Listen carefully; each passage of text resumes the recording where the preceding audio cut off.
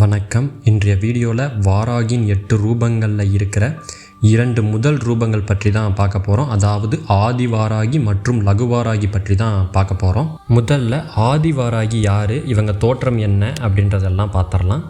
ஆதிவாராகி அப்படின்னு சொன்னால், ஆதிவாராகி அப்படின்னு மனம் உருகி நினைச்சாலே வரம் தர்றவங்க தான் இந்த ஆதிவாராகி அப்படின்றவங்க. இவங்களை பணிந்து வணங்குபவங்களுக்கு கஷ்டங்களை நீக்கி அன்பை அப்படியே பொழியிறவங்க அப்படின்னு சொல்லலாம். இவங்களை பார்க்கும்போது பயங்கர மாதிரியான நீல நிற தோற்றத்தில் வந்துட்டு இருப்பாங்க. அதாவது இந்த சிவன் கிருஷ்ணன்லாம் இருந்த மாதிரி நீல நிற தோற்றத்தில் வந்துட்டு இவங்க காணப்படுவாங்க.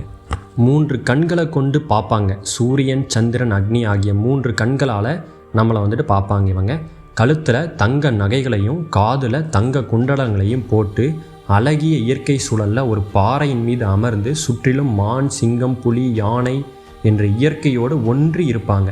இது போக நவரத்தினங்கள், அதாவது வைரம், முத்து, மரகதம், மாணிக்கம், பவளம், புஷ்பராகம், கோமேதகம், நீலம் மற்றும் வைடூரியம் இதையெல்லாம் கொண்ட நவரத்தின ஆபரணங்களை போட்டு காட்சி கொடுத்து பணிந்து தூய அன்புடன் உள்ள பக்தர்களுக்கு கேட்ட வரங்களை எல்லாம் அள்ளி கொடுக்குறவங்க தான் இந்த ஆதிவாராகி அப்படின்றவங்க. ஒரு எடுப்பான தோற்றம், அழகிய கொங்கை கரங்களால் வேத நூல்கள் மற்றும் ஆயுதங்கள், கலப்பை, உலக்கையை கொண்டு அருள் கொடுக்குறவங்க தான் இந்த ஆதிவாராகி அப்படின்றவங்க. வாராகி மாலையிலேயே முதல் பாடலில் இவங்களோட வசீகர தோற்றம் பற்றி சொல்லியிருக்காங்க. அது என்ன அப்படின்னா, இருகுலை கோமலம் தாள் புஷ்பராகம், 2 கண்ணும் குருமயிரம், நீலம் கை கோமேதகம், நகம்கூர் வைரம், திருநகை முத்து கனிவாய், பவளம் சிறந்த வள்ளி, மரகத நாமம் திருமேனியும் பச்சை மாணிக்கமே அப்படின்னு இவங்களோட தோற்றத்தை பற்றி சொல்லியிருக்கிறாங்க. 16ஆம் நூற்றாண்டில் வாழ்ந்த வீர கவிராச பண்டிதர் என்ற வாராகி வழிபாடு செய்கிறவர் வந்துட்டு இந்த வாராகி மாலையில் இவங்களோட தோற்றத்தை பற்றி சொல்லியிருக்கிறாங்க. சரி, இந்த ஆதி வாராகி எப்படி வழிபடுறது அப்படின்னு பார்த்தா, செவ்வாய், வெள்ளி, அமாவாசை, அஷ்டமி நாட்களில் இரவு 8 to 12 மணியில் வந்துட்டு வழிபடலாம்.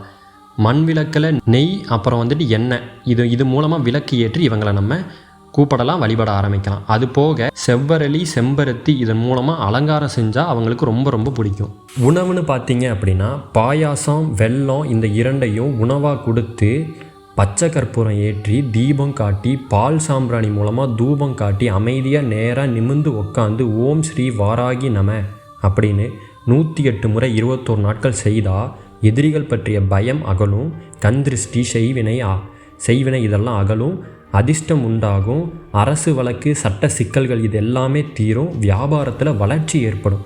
உங்களை ரகசியமாக இருந்து பாதுகாக்க தொடங்கிடுவாங்க இந்த ஆதிவாராகி அப்படின்றவங்க. இதில் சித்தர்கள் வந்துட்டு ஒன்று சொல்லியிருக்கிறாங்க, வாராகியை அடைந்தவன் வீழ்வதில்லை அப்படின்னு சித்தர்கள் வந்துட்டு ஒரு வாக்கே வந்துட்டு கொடுத்துருக்குறாங்க. சரி, யார் யார் கும்பிடலாம் அப்படின்னு பார்த்தா, வாழ்க்கையில் முன்னேற முடியாமல் தவிப்பவங்க, கடன், வழக்கு, துரோகம் இந்த மாதிரி கருமங்களில் சிக்கியவங்க, ஆன்மீக சக்தியில் வளர்ச்சி தேடுறவங்க, சித்தி தந்திர சாதனைகளை பெற மற்றும் செய்ய நினைப்பவங்க எல்லாருமே வந்துட்டு வழிபடலாம். முக்கியமாக இவங்களை அவமதிச்சோ சந்தேக குணத்தோடையோ பயத்தோடையோ வழிபடவே கூடாது. அப்படி வழிபட்டீங்க அப்படின்னா பெரும் துன்பத்துக்கு வந்துட்டு ஆளாவீங்க. முழு மன நம்பிக்கையோடு சுத்தமாக இருந்து வழிபடணும். இப்படி வழிபடுறது மூலமாக அவங்களோட அருளை பெற்று செழித்து வாழ்வீங்க இந்த மாய உலகத்தில். ஒரு லைனில் சொன்னால், அம்மா வாராகி என்பவள் எதிரிகளை அல்ல, நம் விதியையே மாற்றும் சக்தி அப்படின்னு சொல்லலாம். இதில் ஒரு சீக்ரெட் இருக்குது. வாராகியோட சீக்ரெட் மந்திரம் வந்துட்டு என்ன அப்படின்னா, ஆதிவாராகியோடது ஓம் க்ரீம் ஸ்ரீம் க்ளீம் வாராகியை நம. இதை 21 நாட்கள் 108 முறை தியானத்தில் சென்று சொன்னீங்க அப்படின்னா 22வது நாள் இதுக்கான பலனை வந்துட்டு நீங்கள் அனுபவிக்க ஆரம்பிப்பீங்க. சரி, இப்போ 2வது ரூபம் பற்றி பார்த்துடலாம். 2வது வாராகியோட ரூபம் அப்படின்னு பார்த்தீங்கன்னா, லகுவாராகி அப்படின்றவங்க, எளிமையான வாராகி, இலகுவானவங்க அப்படின்னு கூட சொல்லலாம். லகுவாராகி என்பவங்க யார் அப்படின்னு சொல்லிட்டு முதல்ல பார்த்துடலாம்.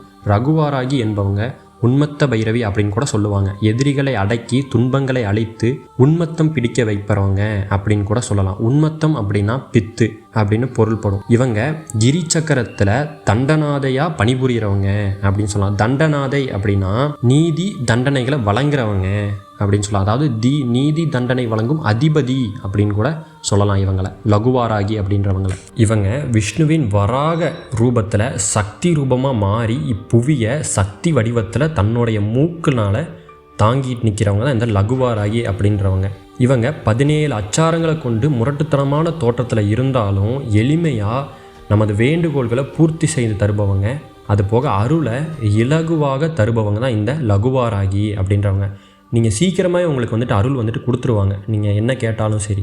இவங்கக்கிட்ட இருக்கிற 17 அச்சாரங்களை ஒருத்தன் கடைபிடித்து இவங்களை தூய மனதோடு உண்மையான அன்போடு வழிபடுறவங்களுக்கு அருளை கொடுக்குறாங்க இந்த லகுவாராகி அப்படின்றவங்க. சரி, அது என்ன அந்த 14 அச்சாரங்கள் அப்படின்னு சொல்லிட்டு பார்த்தா, முதல்ல அச்சாரம் அப்படின்றது என்ன அப்படின்னு சொல்லிட்டு பார்த்துடலாம். அச்சாரம் அப்படின்றது இவங்களை வழிபடுறதுக்காக கடைபிடிக்கப்பட வேண்டிய ஒழுக்கம், கட்டுப்பாடு, நியம விதிகள் அப்படின்னு சொல்லலாம். சரி, இப்போ அந்த 17 அச்சாரங்கள் என்னன்னு சொல்லிட்டு பார்க்கலாம்.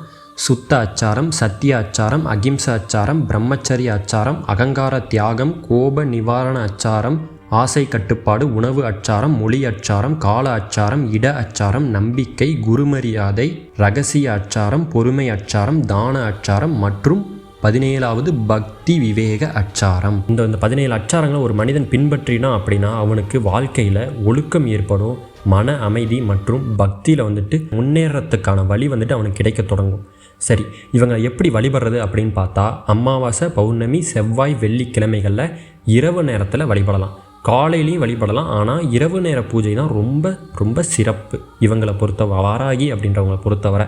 மஞ்சள், குங்குமம், எலும்பிச்சை, தேங்காய், நெய் விளக்கு, வெற்றிலை பாக்கு இதையெல்லாம் வச்சு இவங்களை வந்துட்டு நம்ம வழிபடலாம். அது போக வடக்கு எப்படி எந்த பக்கம் உட்காந்து என்ன பண்ணணும் அப்படின்னு பார்த்தீங்கன்னா, வடக்கு அல்லது கிழக்கு பார்த்து அமர்ந்து நெய் தீபம் ஏற்றி மனதை அமைதிப்படுத்தி லகுவாராகிய மனசில் நினச்சிக்கிட்டு லூம் வாராகி லூம் உன்மத்த பைரவி பாதுகாப்பியாம் நமக அப்படின்னு 11, 21, 108 முறை இந்த 3 இதில் ஏதாவது ஒரு முறை ஒரு எண்ணிக்கையில் நீங்கள் இந்த மந்திரத்தை சொல்வதன் மூலமாக 9 நாள், 21 நாள், 42 நாள் இந்த நாட்களில் இந்த 3 ஏதாவது ஒரு தினங்களுக்குள்ளே கேட்டதை உங்களுக்கு முடிச்சு தர்றவங்க தான் இந்த லகுவாராகி அப்படின்றவங்க.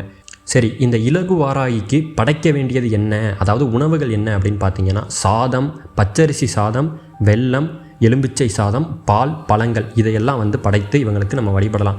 இதன் மூலம் கிடைக்கின்ற பலனை ஒரு வார்த்தையில் சொன்னால், பக்தியோடு நம்பிக்கையோடு லகுவாராகியை நினைத்தாலே அவள் நம்ம வாழ்க்கையின் காவல் தெய்வமாக மாறுவாள் அப்படின்னு ஒரே ஒரு லைனில் வந்துட்டு உங்களுக்கு சொல்லலாம்.